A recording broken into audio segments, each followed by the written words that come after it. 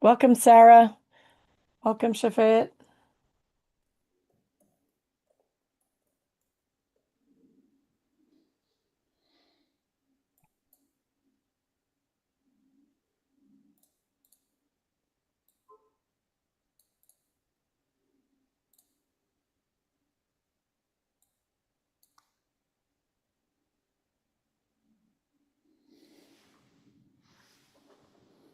All right, looks like we are going. So welcome to Monday Morning Business Foreplay. Today we are joined by Raja, and Raja and I have known each other for a couple of months.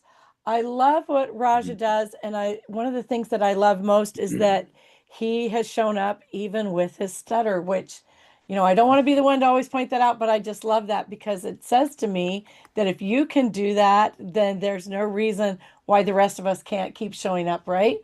And today we are going to dive into imposter syndrome, the truth about executive presence, and how inclusivity drives profitability. There's no pretending and no fluff because you're on Monday Morning Business Foreplay. Raja, why don't you go ahead and tell us a little bit about your background, what brought you here to where you are in your business right now?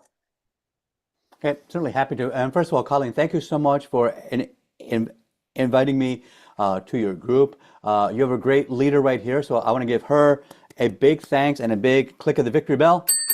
And and by the way, happy Star Wars Day. May the 4th be with you. A little bit about me. Yes, I'm a sci-fi nerd. I love it, and those are my people.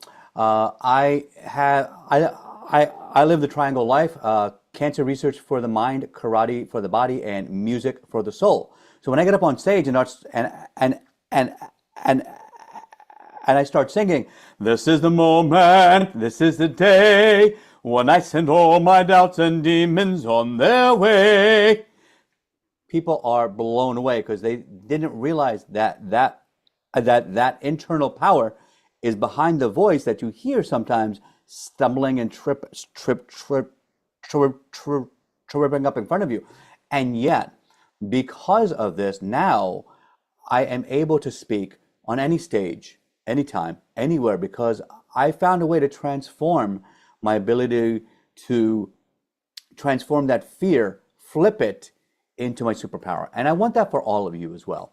What do I love to do on the side? Obviously, I love karate. I was a world champion at 16. I made it to the Olympics at age 18, but I didn't go because, not because I was afraid of competition, not because I was afraid of moving to Colorado Springs for 2 years to train and compete alone, but I didn't want to get interviewed on TV.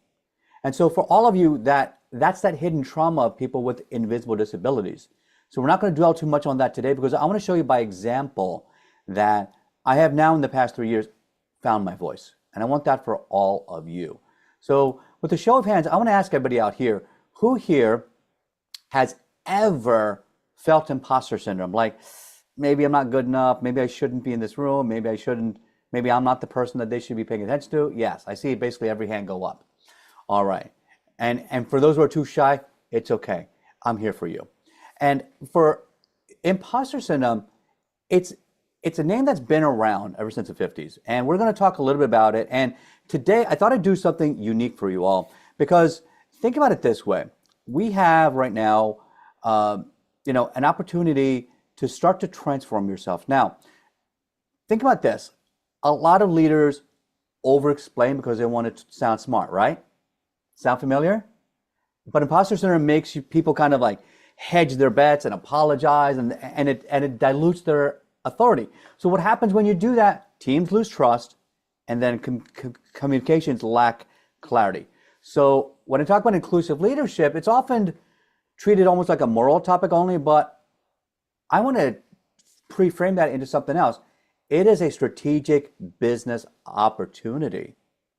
So when I talk about people like me with speech challenges, or someone else with ADHD or hearing or sight impairment, or they're in a wheelchair or something else, or they have some sort of a chronic condition like fibromyalgia or Crohn's, or they may need some accommodations. But what happens is, because you give them that accommodation, their loyalty is above all others, and they appreciate so much. They overwork. They give you so much productivity. And that's what I want to share with everybody. The bottom line here is going to be, when leaders are unclear, teams hesitate. When leaders hesitate, businesses lose productivity, they lose speed, confidence, and ultimately they lose profits, right? So put a 1 in the chat if you think businesses, above all else, need profit. Put a 1. And let's see who thinks that. Yep, 1, 1, 1, 1. And by the way, just like in the old movie, the Wall Street, when I think Michael Douglas was talking about, greed is good. It's a good separator. It makes you focus on the right things. Steve Jobs used to talk about signal to noise. That is, what is the number one thing that you need to do in your business today, and focus on that, and all others, let it go to the side. Now, that's hard to do for all of us, isn't it? So what I'm going to do is I'm going to share my screen with you for a few minutes, and we're going to briefly go through. I have an 8-week program, and the first week of it talks about imposter syndrome. So we're going to skim through that first week slides, and I want to show you how you can change your imposter syndrome and your relationship with your internal self-talk. So this is a little bit educational format. This is going to be a little bit workshop. It's also going to be a little bit concert, because we're going to be singing a few things along the way too. And I want everybody to chime in, okay? Because when you engage, that's when your brain learns. That's when you retain it. So take a look. And let me see if you can see it here. There it is. And I'm sharing. Let me know. Put a yes in the chat if you can see the slide deck. And I'm not going to give you a 45-minute presentation. That's not what this is for. All right. There you go. All right. I see the yeses coming in. Thank you. All right. Now, as we're here, in my, what I call the EPOS, the Executive Presence Operating System, trademarked, the first week I talk about crushing imposter syndrome. So there are different ways people face imposter syndrome. And I want you all to think about, what kind do you face? And when you realize that, then you can actually start realizing what it is. So we're going to skip through. We're not going through this. Here we go. We're going to go right to here. There are 5 main imposter archetypes. So right here, the perfectionist. They set impossibly high standards, and success never quite feels enough. The mind shift that you need here is excellent and executed instead of perfect and paralyzed, right? You can get 80% and still win. You don't need to be perfect every time. The next imposter archetype, the expert. The trigger is they have to know everything. They seek more credentials and credentials and credentials. Ever meet one of these people that they are learning constantly, and they're always sharing the latest, greatest thing that they've learned, and they have proof, they have certifications. But instead of that, think about expertise as actually knowing enough to add unique value. Because it's not enough just to show the credentials, just to say, hey, I am a 7th degree Grandmaster. That's great. Who cares? I don't even have my students call me Grandmaster Vaidya. It doesn't matter anymore, because my success is not my credentials. My success is watching other people grow, because I'm adding my unique value to them, right? Now, the third archetype, the soloist. This is framing authority as influence, not independence. So the soloist is always trying to do everything alone. They don't understand that you can work together. They think that asking for help means you're weak. But there's a great African proverb, says, to go somewhere fast, you go alone. You go somewhere far, it takes a village, right? I see Coleen smiling. Yes, that's right. You know it. You know it. I see Carl. Can't wait to hear you more. And Sarah, fantastic. I love that. I don't see the top of your head. I wonder if there's a body. I don't know. Nope, there's not. She's just a talking head. All right. So see how we're having fun along the way. Don't be the soloist. Connect with others and you will grow faster. All right. The natural genius, archetype 4. They judge by self-ease. If you grew up being naturally smart everything came easy to you. And all of a sudden, when something actually becomes a challenge, you say, oh, this can't be right. I guess I'm just not good enough. Well, you are being too hard on yourself. So once again, this is another imposter archetype where struggle is supposed to show you that you're growing. I told my students at karate, why do we do push-ups? Well, and they tell me, well, when I do push-ups, it hurts the next day. I said, oh, you know what? That's a great thing. You know why? That's your body's way of telling you that you're growing. Oh, that's why we do push-ups. Yes. So notice I sound like a kindergartner teacher at times. That's okay. You know why? Let's simplify the way we explain things. And when we do that, leadership is also clarity, not cleverness. I can tell people like NADPH stands for nicotinamide adenine dinucleotide phosphate, or I can talk about ATP, like adenosine triphosphate, and I love DNA. Don't even get me started on deoxyribose nucleic acid. Yes, I'm a scientist. I know all these different techno babble. Or I can say ATP is an energy type that your body uses to help your cells grow. Done. Isn't that more effective than explaining all the things? And by the way, everybody loves TLAs, right? What are TLAs? Can anybody put in the chat, what are TLAs? What are TLAs? Anybody know? There's a little tongue-in-cheek here. TLAs stand for 3-letter acronyms. Yes, we got tons of TLAs in a lot of events. And by the way, I worked with a lot of PhDs over my years, 26 years in cancer research. And they are full of TLAs and different sorts of themes and word drops. We don't need that. Just explain exactly what you mean clearly, right? And the last archetype here, the superhero, right? Superman, superwoman, etc. They try to excel in everything in their life simultaneously. And they fear being exposed, like, oh no, people are going to see that I'm struggling. People are seeing I'm not going to be able to do anything perfectly. Your authority comes from your depth of impact, not the quantity of your activity. So have you heard the difference between activity and productivity? Someone put that in the chat for me. What is more important, activity or productivity? Type in the chat what you think is more important, activity or productivity. Let's see what people think. 1 or 2. Let's just make this a 1 or a 2. If you think activity, press 1. If you think productivity, press 2. Productivity, productivity, productivity. I see activity. I see 2, 2, 2. Good. All right, great. All right, fantastic. So the answer here is productivity, because you can do a lot of activity, but it doesn't make a result. So in other words, you're not creating something that benefits. You don't create something that creates an impact. A lot of people think because they're just busy, but busy without getting to a result is a lot of inefficient activity. And that's what we're trying to get to. So now that you've seen your archetypes here, when we get to this, put in the chat what you think your main primary archetype is as an imposter. The perfectionist, the expert, the soloist, the natural genius, or the superhero.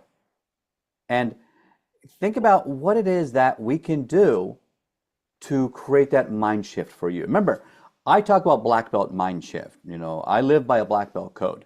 Everybody that's worked with me knows I'm not perfect. I make mistakes. And when I do, I apologize, and let's figure out a plan to fix it, and let's move forward, right? And by the way, when I apologize, I never say I'm sorry. You know what I say? I say, forgive me. There's a little subtle influence hack right there for you. When you say I'm sorry, you're accepting culpability and blame. But when you say forgive me, it shifts more into a command mode. So now you as a leader, you're saying the same thing, but in a higher function. You're not going to say I'm sorry. You're going to say, forgive me, but this meeting ran over and I'm here to serve now. See the difference between, oh, I'm sorry I'm late. It's a different energy in the room. Now, as leaders, you're going to learn a few of these different ways of expressing yourself as a leader so that you can grow and lead the audience and make sure you are promoting that buy-in for them. Have you ever thought about what is the neuroscience? Now, I'm a scientist. I love explaining the science of it, but I'm going to do this very simply for you. All right. In your body, you have something called, in your brain, you have something called the amygdala, right? Your brain's alarm system. It perceives threats just like a social predator. So imagine 10,000 years ago, you're walking through the forest and there's two roads. One side has a saber-toothed tiger that you heard about, and one side has fresh fruit and waterfalls. Where are you going to go? Well, you know, right now, when you get an email at 8:57 in the morning from the vice president of your company and says, hey, can you give the 9 o'clock presentation? Here's the slide deck.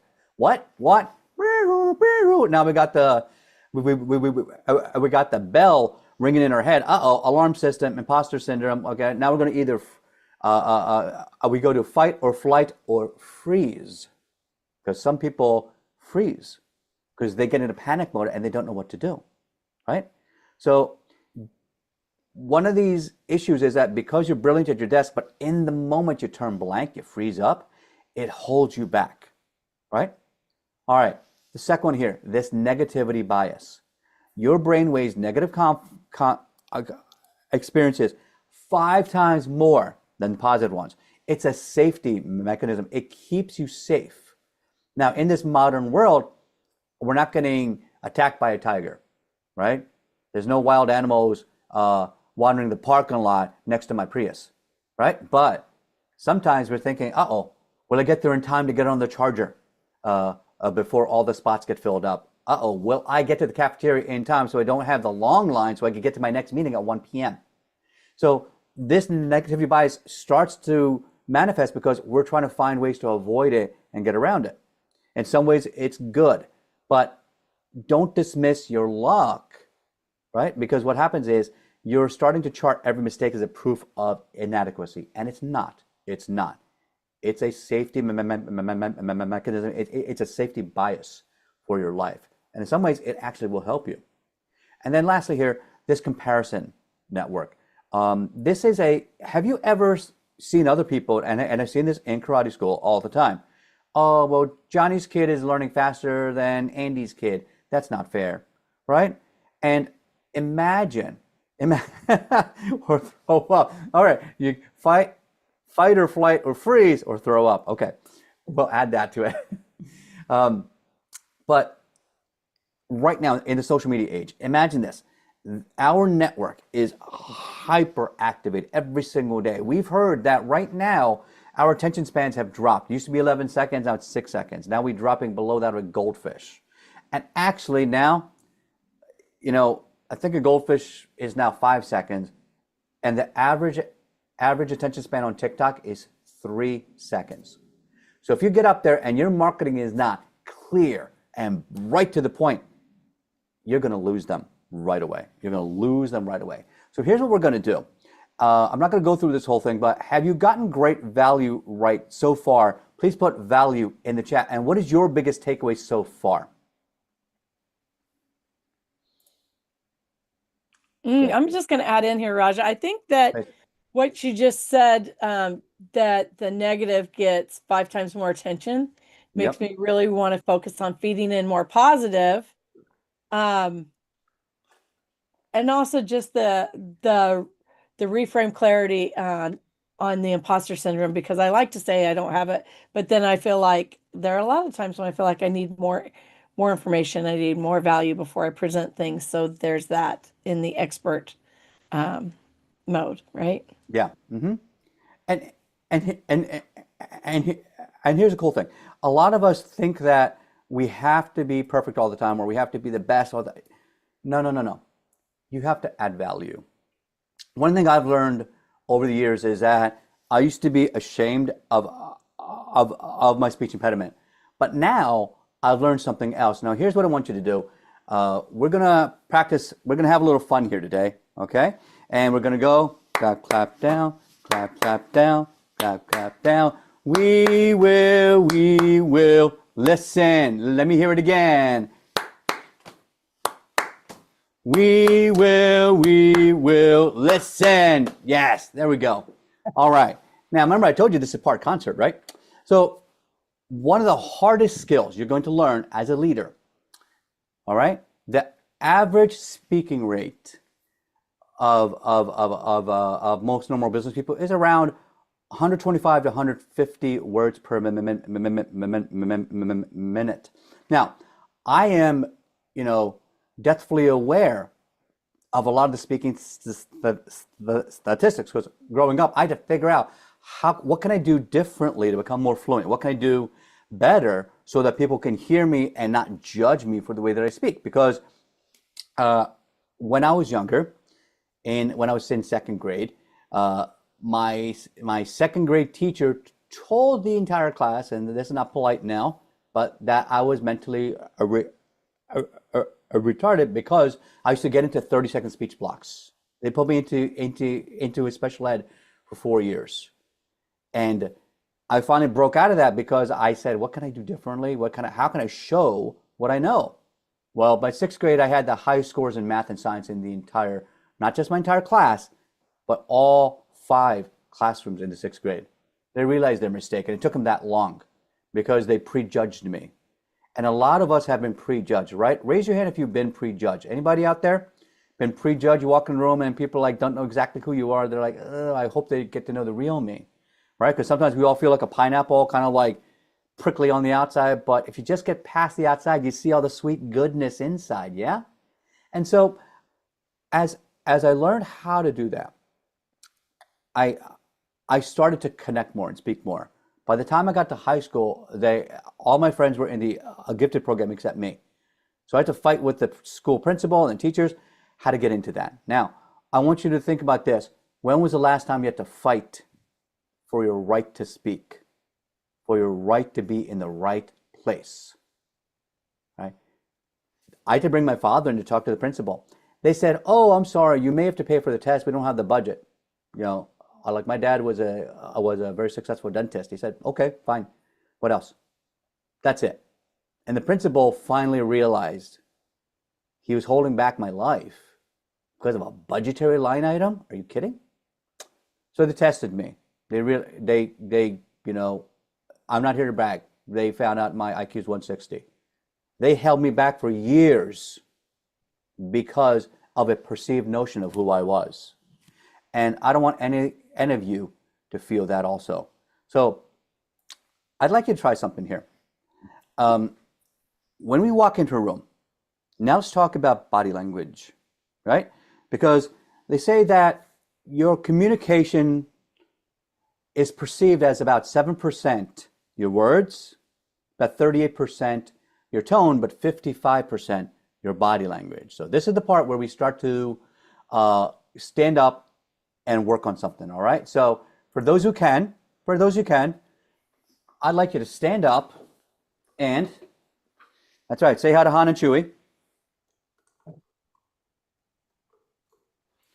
And we're going to imagine we are walking in to the room. Ready? So here's what I want you to do. Everybody do this. Put your shoulders down, lean in, look at the floor, hold your hands. Now,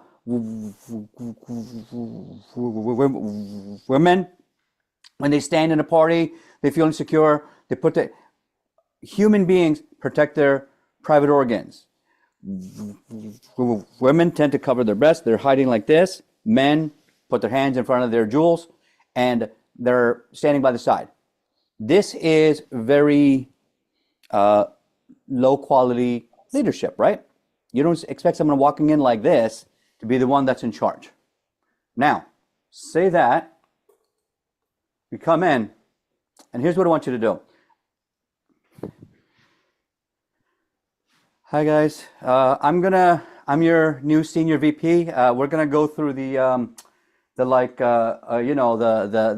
data set, and we're gonna go through the projects, and there's 3 of them over there. And that, how did that sound? Did that sound like a leader? Did that look like a leader? Right? No. So tell me, what did you feel like in the chat? Type in, what did you think that looked like? What were some of the red flags that you saw that saying, well, why is this person leading us? What were some of the red flags?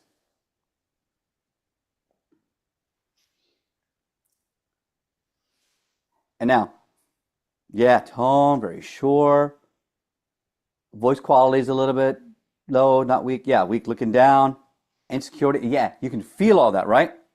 All right. Now, I'm going to turn on the light switch. Ready?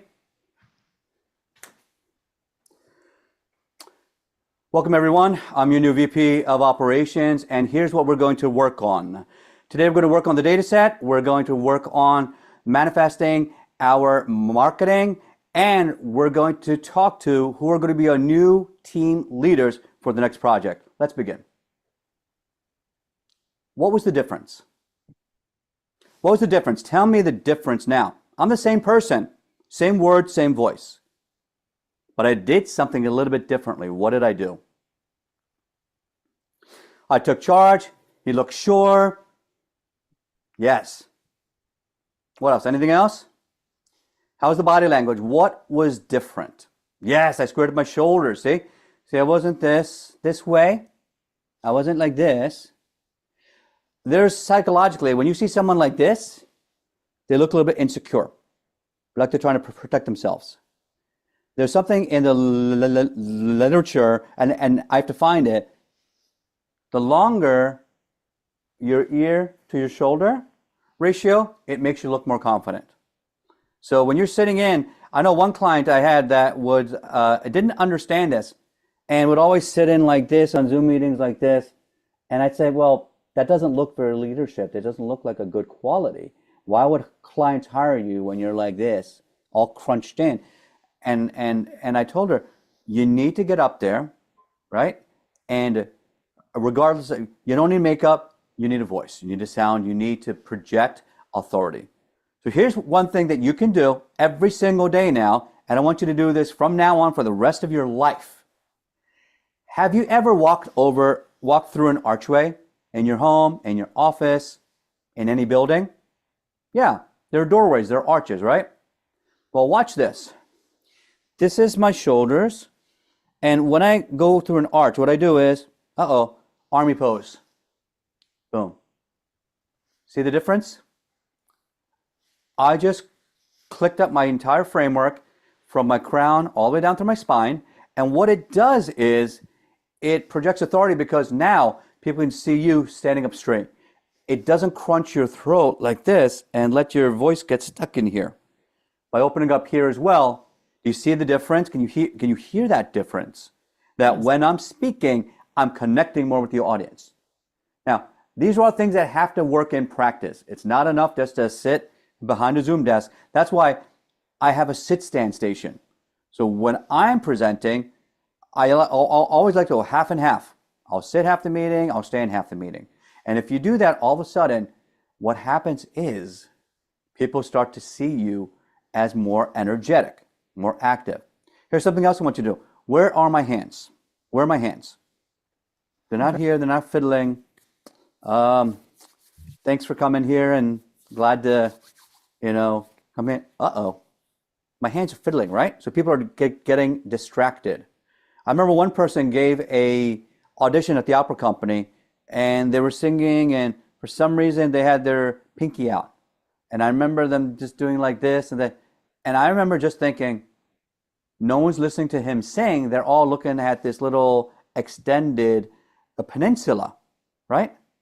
I saw somebody standing like this, and you can't see it down here.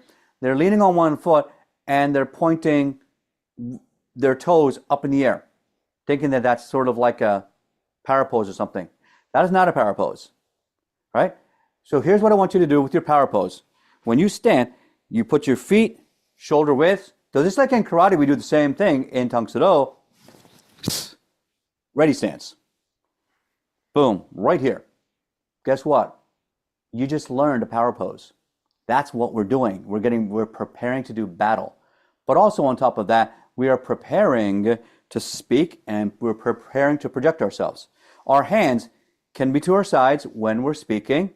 And if you point, if you're a man leaning like this, it doesn't look very manly. If you're a woman and you want to project authority, this also does not project too much authority. We want you to give your body forward so that creates engagement with the audience. Now, think about it this way. Have you ever seen Barack Obama speak?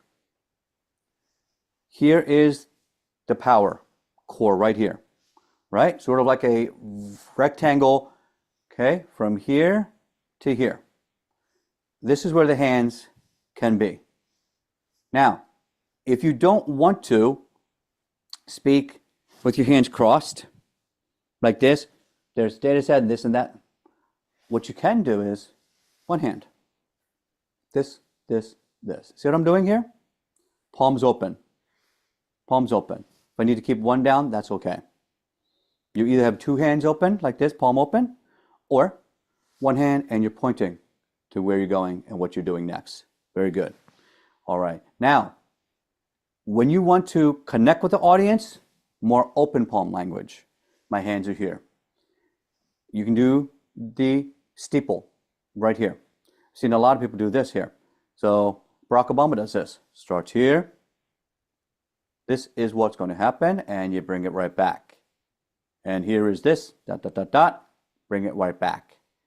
And we've seen presidents of all kinds in the past. Hands here,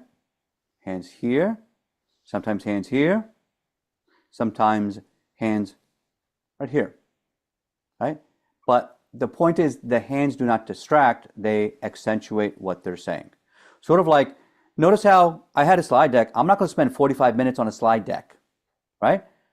I spent maybe 5 minutes on it just to give you some icing, but I'm the cake. So when you present, I want you to think about this. You are the cake. The icing can change. It doesn't matter if it's vanilla cake or chocolate ice cream or icing or strawberry icing. The cake stays the same. You're the cake, right? People come for the cake and you add the icing so that you had some flavor to it. And from here, I want you to think about this. When I'm going up in the north, I'm going to talk a little bit faster. When I go to Manhattan, a lot of people start to speak like this. I've had to practice a lot so that I can make sure that I can follow in the same language, in the same tone that people want to follow along with. But when I get a presentation in Georgia, I'm going to head down south. Psychologically, you talk like those Yankees, you're not going to sound like the people in the room. They have a more deliberate style of talking. Now, I'm having a little fun doing my accents because I do voiceover work for movies. But when I give a presentation and then I end it down there with, y'all come back, you hear? They know I'm one of them psychologically. They don't have to guess, is he really one of us? Notice how, because I was able to do that, I was able to create rapport with the audience quickly. Does that make sense? So right now, if this is vibing right now, type vibe in the chat for me. And notice also, I'm keeping everyone engaged. I'm asking questions, I'm singing, I'm doing weird things. Yes. Is some of it off the wall? Absolutely, because only an out-of-the-box thinker keeps the engagement of the audience the entire time. If I were to stand there, arms crossed, and just give my presentation, and there's my PowerPoint slide deck, you can just follow along, and I can read the slides. I worked with too many robotic PhDs that did exactly that. I don't want that for you. You don't look like a leader doing that, right? So at this point, I'll take a few questions. What is one thing that you had a challenge with in your speaking or your business? And I'm going to give you a 5-second fix right now. And it's up to you to expand on that. But I do this segment on my show, the Unbox Me Today show. I do something called the 60-second mind shift. Here we're going to do a 5-second fix, right? Because truly, once you make a decision at the power of thought, we can fix things. And I haven't even gotten into my AI tools yet. So what questions do we have for me so far? Okay, I'm going to go first, and I'm going to say that at my seat. So I'm always readjusting in my seat. My feet don't quite reach the ground. Okay. All right, 5-second fix. Get a footstool. Done. Okay, next. Great. Next up, come on, guys. This is your chance to fix your life in 5 seconds or less. Who's next? All Nicole right, or Sarah, we Sarah, can't hear you. Sarah, you just got to come off mute. Sorry. Yes. I'm always humming. Um, uh, uh, You're always humming? yeah. She always says Uh, uh, when I talk. Okay, so what's your question? So that's a statement, not a question. What is your Okay, my question is, how do I stop that? How do you stop? Simply, okay? Find something else to do in place of it. So what you can do is this. You can get, when you feel yourself humming, I just grab something off of my desk. Here is a spool of tape. I just put on my finger, and when I feel like humming, spin it. Okay. And nobody can see it behind the Zoom room. You just solved your problem. Thank you. Okay, 5-second fix done. Next. who's Who next? else has a question that I can solve in 5 seconds? Life, earth-shattering questions. And this is how we change lives, my friends, right? At the speed of thought. All right. Okay. I don't see Shafayet or Sanket. Carl, you have anything for us? If not, I'll move on in just a second. All right. So let's talk a little bit more about some of these things. Like, I want to get back to a little bit about inclusivity in your business. A lot of us are not business owners of corporations. We're the solopreneurs, or we have a very small team. We got VAs, right? Make sure you're not doing everything alone. Have someone that has tasks that you can do and that you measure their KPIs. One thing that helps is that think about yourself as a strategist. So if you see in the corner up here in my background, you can't quite see the words. I'll have to make them a little bit larger. It says Raja Vaidya, strategic communications expert. That is by design. I'm a strategist. I'm not a motivational speaker. I think I used to be, because everything was about rah rah, sis boom bah, and get up on stage and make everybody laugh and make them cry, and then a couple days later they forget everything. I don't want to be a motivational speaker. What I am now is I'm a demotivational speaker. And what I mean by that is I find the holes in the bucket and I help you plug them up, right? That's something I got from my father. My father, he's 81 years old. He just retired from a dentistry after 55 years last January. He finally closed his practice after 55 years. And last year also we lost my mom. So this was actually yesterday. We just had a service. So, God bless, mom, miss you. And so for someone to go that long, to continuing and laughing and making people connect with them, one of the things my dad always taught me is that, Raja, you have to fill the holes in your bucket. But you have to measure also what you're losing, because if you don't know what you're losing at what rate, you don't know how much effort you have to put into it. So there's something I'm going to teach you about this formula called reverse attrition. So someone put that in the chat for me, please. Reverse attrition. And I learned this from a martial arts business summit, but applies basically to every business. And what it means is this: every month you're going to lose clients.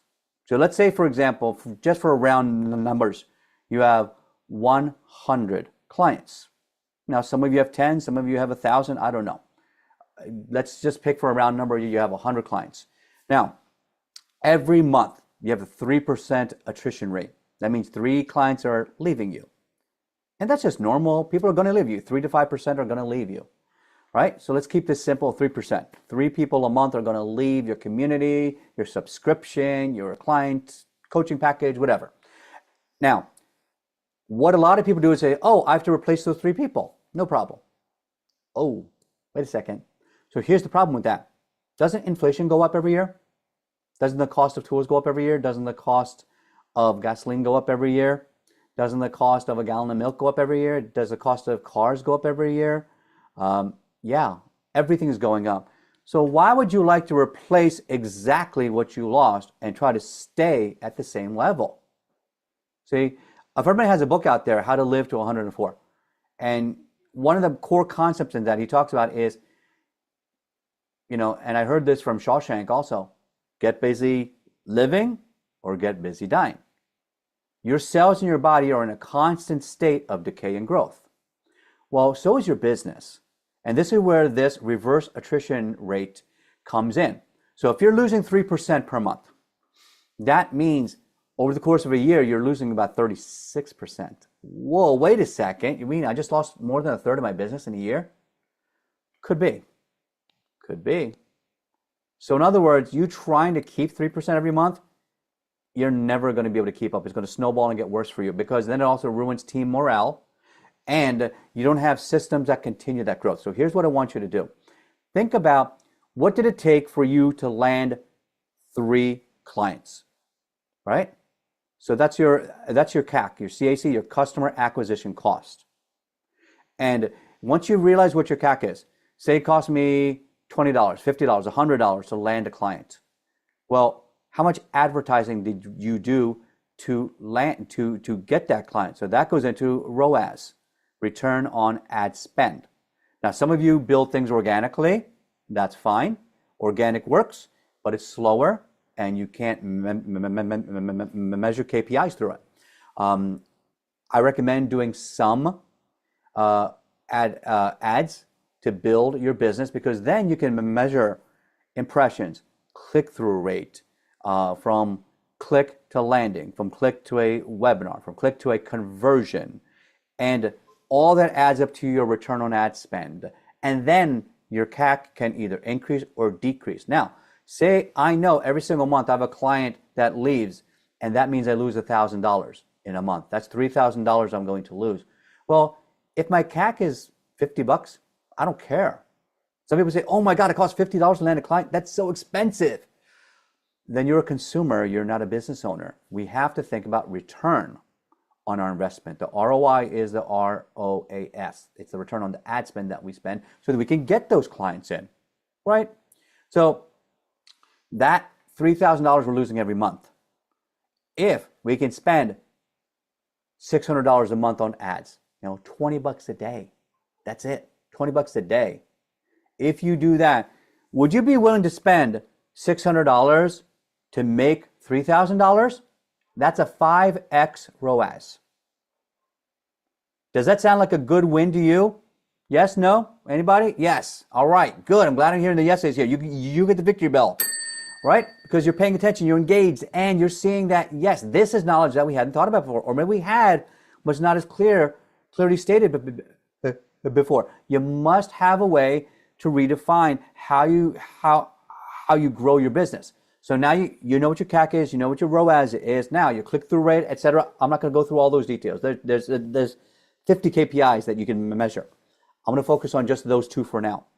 Now, your return on your ad spend. If you're spending money on Facebook or Instagram or TikTok or YouTube, right? There are different ways.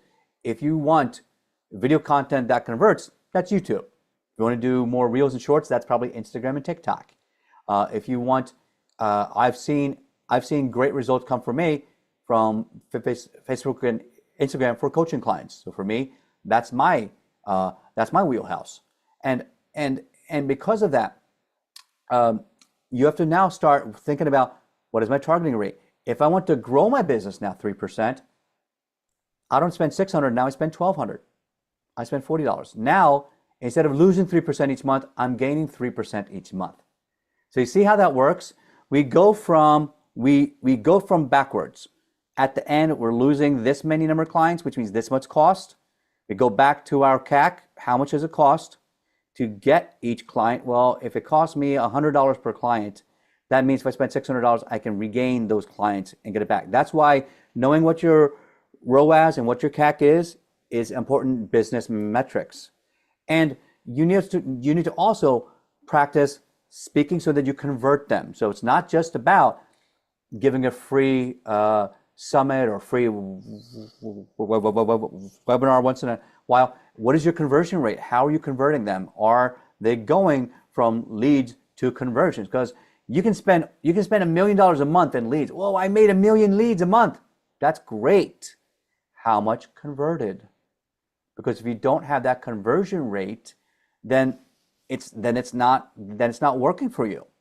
So I have 2 free things I'm going to share with you today, and you're going to love this. All right, let me see if I can find this right here. And this is a little, let's see. Just got a 404 error. Oh, there it is. I just had to refresh. All right. Let me know when you can all see my screen, and we're going to spend 2 minutes on this, and we're going to go back, and then we're going to finish up with last questions here.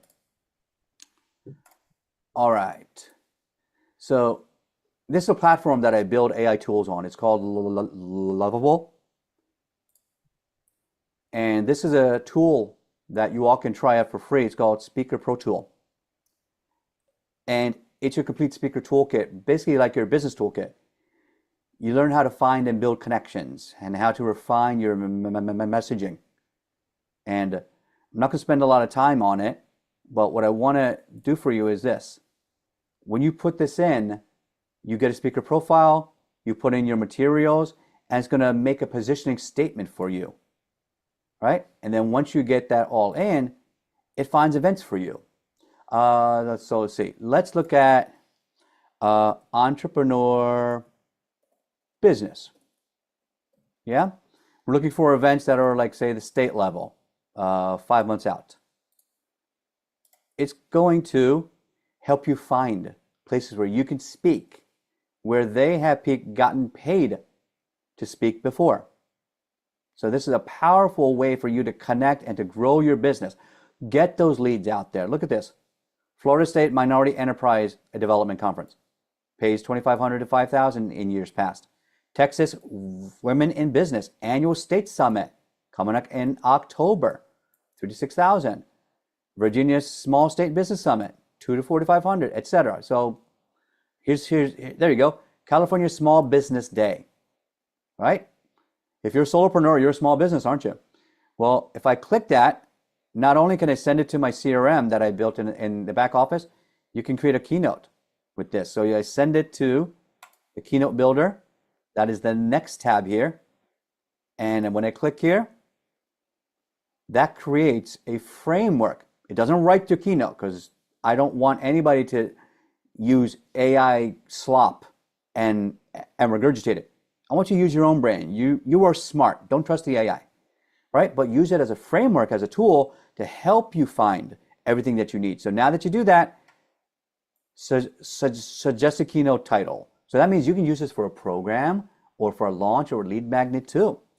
Target audience analysis, key theme alignments, hooks, core message, 3 to 5 points that you can talk about. And here's an email sequence for 3 weeks. Email 1, email 2 a week later, email 3 2 weeks later. So now this helps me to figure out how to connect with them too. And this is also an article generator for you too. So I just made the last one. I talked about healthcare and I talked about using AI tools in healthcare. So I just wrote an article about the landscape of healthcare in biopharma. You know, but when you put in your information, you'll get your information, right? And it creates a voicemail script. So when you talk to the event planner, you call them, you send them this article in email, and you leave a voicemail. So far, is that pretty cool? Yes. Put a 5 in the chat if you thought that was awesome. It's 5 by 5 by 5 day, right? Absolutely. Pretty cool, huh? And I have one more thing I want to share with you. And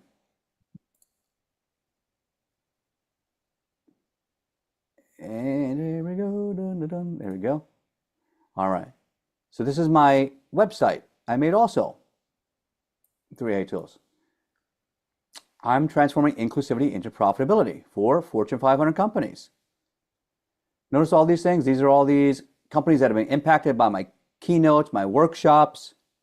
And on the top, right here, I have 2 things I want to show you that are free gifts for you. Number 1, in the downloads and FAQ, you click that, scroll down to the bottom, and here's some free downloadable resources for you. All right, grab that. One's a little ebook, one is communication, executive terms that you avoid, one is professional places to speak as a speaker, and one is an MP3 audio that you can download for free. And if that wasn't enough, on the top right, click authority score, and this is where it gets fun. There's a free assessment for you to see where is your speaking authority. Now in business, if you don't speak with authority, people are not going to listen, clients are not going to buy. And I'm going to click this real fast. I'm not going to answer the questions in any order. But when you do that, what you'll find is that it's going to give you a result in about 2-3 minutes. And let's see here. I'm going to mute that. And when you do that, it's only 12 questions. Done. All right. Now, because I randomly picked all of those, it said my authority score is 56 out of 100. You're building momentum, need some growth there. Each of these pillars of your speaking authority is something you can work on: knowledge, influence, and confidence. So, in your knowledge pillar, here's 3 shifts that you can make to improve your knowledge content. In audience buy-in, which is influence, here's 3 things you can do, 3 strategies you can use to do that. And conveying confidence, there it is. And if you scroll at the bottom after that, there's a Toastmasters timer tool that I made. So you click here, you practice, it measures your filler words, ahs, so's, like, it tells you your rate of speech. And once you practice your speech, the speech timer, you can put in 1 minute, 5 minutes, 10 minutes, whatever, and it'll record your transcript. So then you can click a button and download your transcript. So Nice. all that Nice. Powerful, my friends. Yes, I love that. Will you Did you drop get some that in the value? chat, please? Just drop All in the right. chat how we can reach those. And Certainly. this has been amazing. I appreciate you coming. There's a lot of value in that. Definitely very enlightening. Does anybody have a quick question? We need to wrap it up, but does anybody have a quick question? No questions. Okay. Well, I got one more thing for you then. Because I do AI training every week now, I'd like to invite you all to come there. It's free. There's no subscription cost or anything. Click here on Wednesdays at 11, and there's the Zoom link. So join us, and we're going to work on what is the newest, best AI strategy and tools. Some of the tools are mine, and many are not. Many are from things you can use online, how to create AI agents, how to use skills, how to use AI in your business. And so I just want to give that back, pay it forward, and let's all win together. I love that. So everybody go ahead and save the chat so that you have those tools handy. And this has been Monday Morning Business Foreplay. If today's conversation has helped you see something differently, make one clearer decision, or take a meaningful step forward, then it's done exactly what it was supposed to do. I appreciate all of you joining us. And thank you so much, Raja, for sharing your expertise with us today. Oh, it's my pleasure. Thank you.